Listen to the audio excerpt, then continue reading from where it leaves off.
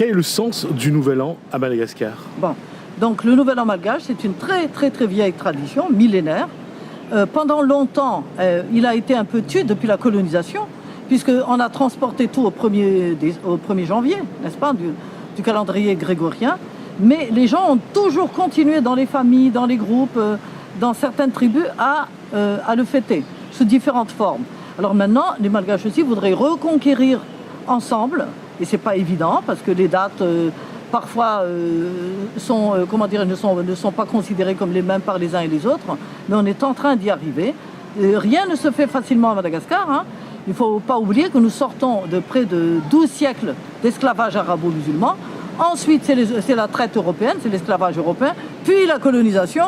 Alors, franchement, après tous ces problèmes historiques, pas seulement historiques, mais socio-économiques, et bien sûr qu'on a du mal à nous retrouver aujourd'hui.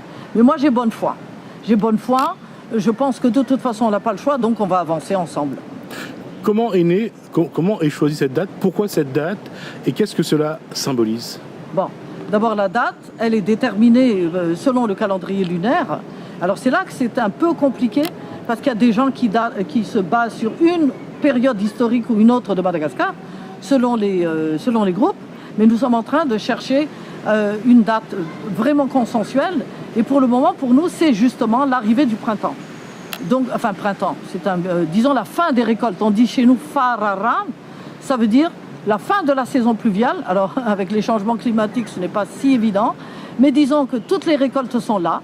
C'est le moment où on peut vraiment faire remercier la terre de ses bienfaits. Il y a suffisamment de la nourriture pour faire la fête. Et voilà, quoi. Donc, c'est la fin, c'est la fin de la saison culturelle. On peut enfin jouir de tout ce qu'on a fait pendant la saison culturelle. Donc, renouveau de la nature. Et je termine avec ça, c'est très très important.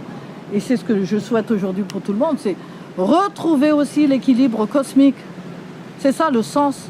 D'ailleurs, en malgache, à Saramand, donc c'est cette saison-là, mais c'est aussi Fandrun, c'est-à-dire capter le jour, capter le meilleur jour de l'année pour mettre l'année sur les meilleurs auspices.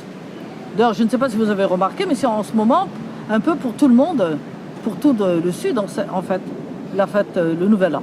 Donc, renouer avec les valeurs cosmiques, remettre le monde dans le rythme cosmique et évidemment, pardon auprès de la famille, faire avancer tout le monde, santé, prospérité. C'est ce que je souhaite aujourd'hui à tous les Réunionnais. Comment le peuple malgache aujourd'hui vit ce Nouvel An? Comment généralement la tradition veut que ce soit célébré? Alors la tradition veut, alors selon les parties, mais enfin il y a au moins un point commun, ripaille de zébu, donc viande, riz surtout, les premières récoltes de riz sont là, riz, zébu, miel, lait aussi, production à partir du zébu, n'est-ce pas? Et tout ça, évidemment, partagé. Et en ce jour de fête, normalement à Madagascar, les aînés et les chefs politiques doivent donner au peuple de quoi faire la fête. Ce qui n'est pas toujours ce qui n'est pas toujours forcément respecté, mais je crois que c'est en train de se faire petit à petit. C'est le jour, si vous voulez, où les dirigeants devraient se souvenir qu'ils sont aussi les pères du peuple. Voilà. Donc les pères du peuple, les responsables du bien-être du peuple, responsables de la prospérité générale.